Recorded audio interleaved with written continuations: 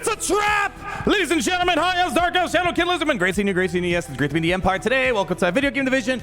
I need you guys to hold on to your horses. I need you all to hold on to your forces, and I need you guys to hold on to your soul stones because, boy, oh boy, it feels like this month has been Plarium trying to get us to spend some resources here, spend some resources there, and they don't think we know what's coming around the corner here in Raid Challenge. We're going to talk about why I recommend skipping out on this event, but there are some people that maybe it makes sense to be participating in this stuff. And you know who should be participating in this game? Everybody. Use the link down below. Scan the QR code. All the new players are going to get right away. The best collecting pack, a starter pack, whatever you call it for new players, a Corrado for free right away. Then you're going to get the Oogle level 15, to Goat at level 30, and of course, Deacon Armstrong, a legendary and epic disguise at level 40. All right, people, I'm going to cut to the chase. I am not doing this fuel deck of fate that's going on for a variety of reasons, and I recommend, if you are serious and you believe, I guess there were leaks, I thought that was confirmed, the leaks that are showing next month's plan for Leonardo, Raphael, I recommend you skip out on this. But if you're someone that thinks you're nowhere near in any vicinity getting Raphael, Leonardo, then you know what, maybe then you could do it now, because this is one of the better times to be doing it, because we have currently, now this is the second one I skipped. I've skipped the previous boosted summons for this Altar of Souls, and I'm skipping this one because I'm in full horde panic mode right now, and I have 69 of these mortal soul stones, 8 immortals. I got an eternal, but I also have in the mystic market, I got enough to pick up a few more of these. I can get like probably 4 of these right here, and I can get another one of those. So I'm in full hoarding mode for a while, and I told you guys this when we first learned about all the Teenage Mutant Ninja Turtle business going on. But again, if you're someone that doesn't think you're anywhere close to hoarding up for Raphael and you're not going to spend any money, this is generally one of the best times to be opening up your soul stones. This is when you're going to get the highest amount of probabilities of getting higher stars on your souls, and that's the whole point. You always save for the 2x event, and the only time you hoard is if you're expecting some sort of big event, which is what I am expecting. So I guess trying to say it just depends really where you are in the game. For me personally, as I told you guys for a while, I am in full hoarding mode, and I'm even skipping out on the 5-star on Donatello right now. Basically, I told you guys my game plan. I already achieved it. I didn't want to open up any shards. I didn't want to open up any soul stones, and I got my 3 red star on Donnie. And if I can get to this relic piece there, all the better. My other plan was getting this immortal soul stone. So I've just been basically doing like, gear enhancement, dungeon divers, things of that nature, but I'm not opening up any stuff because I'm going to remind you guys, last month, it's been a month, my gosh, it's really been that long now, my gosh. I made a video on this. I thought this was confirmed. I guess this was leaked. That's going around. Anyways, and it's all been coming true so far. We got the Donatello information about him being the fragment event. That's already been completed. These are the 2 important ones right here. We have a Swordmaster path, which is for Leonardo. This is the super difficult one to hoard up and spend money potentially, because it generally for these path events, it requires about like somewhere in the ballpark of 20 to get the character, but the soul is also attached. So likely you're gonna need somewhere close to 40 sacred shards. I'm not there yet, but I'm getting close. I'm getting close to having that many ready to go. So I'm hoarding sacred shards specifically for this.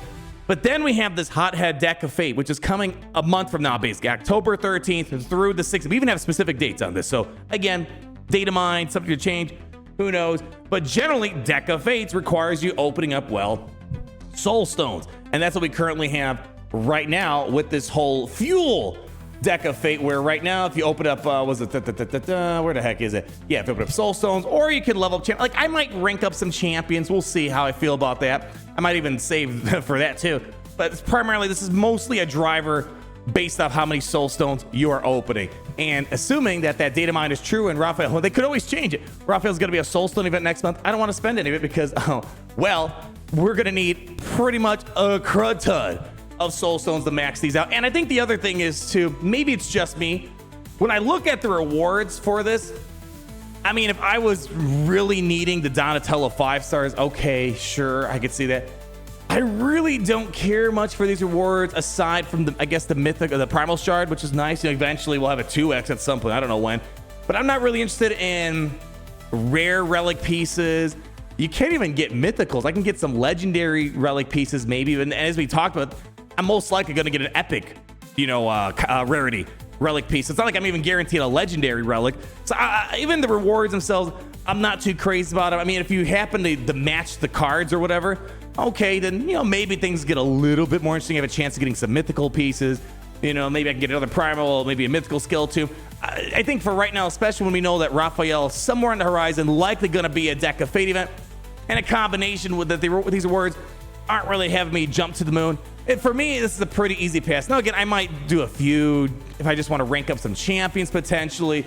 You know, I've been sitting on a lot of champions to upgrade. I've been so impatient. I want to upgrade some stuff. I have a lot of champs I mean to upgrade, but again, I'm kind of waiting for a more ideal, opportune time to do so. So those are the reasons why I'm not doing it.